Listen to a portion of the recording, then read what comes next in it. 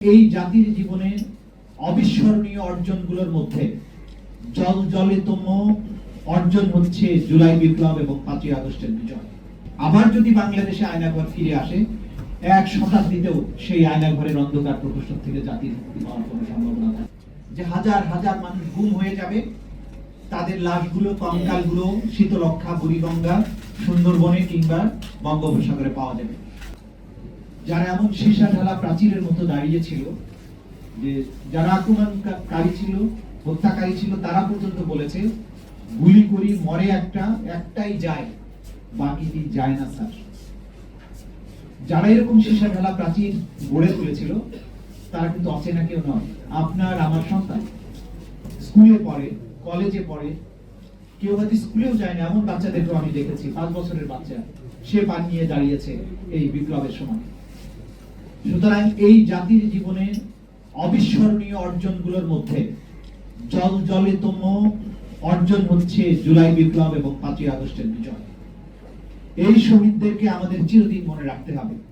আমরা যদি তাদের অবদান, তাদের স্যাক্রিফাইসের পটভূমিটা ভুলে যাই, তাহলে বাংলাদেশে এরকম আয়নাঘরের সংস্কৃতি বারবার ফিরে আসবে। এবং আবার যদি বাংলাদেশে আয়নাঘর ফিরে আসে, এক শতাব্দীতেও সেই আয়নাঘরের অন্ধকার প্রকোষ্ঠ থেকে জাতির মুক্তি পাওয়ার কোনো সম্ভাবনা থাকে। সুতরাং যে মুক্তির আলো আমরা দেখেছি, এই আলো জ্বালিয়ে রাখতে হবে। কোনোভাবেই এই আলো নিভতে দেয়া যাবে না। Plain and simple.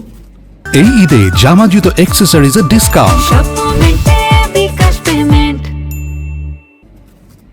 আমরা আমাদের সন্তানদেরকে আবারও আয়না ঘরে দেখাটা এফোর্ড করতে পারবো। এই জাতির পক্ষে এটা আর এফোর্ড করা সম্ভব নয় যে হাজার হাজার মানুষ গুম হয়ে যাবে, তাদের লাশগুলো, কঙ্কালগুলো শীতলক্ষা, বুড়িগঙ্গা, সুন্দরবনে কিংবা বঙ্গোপসাগরে পাওয়া যাবে।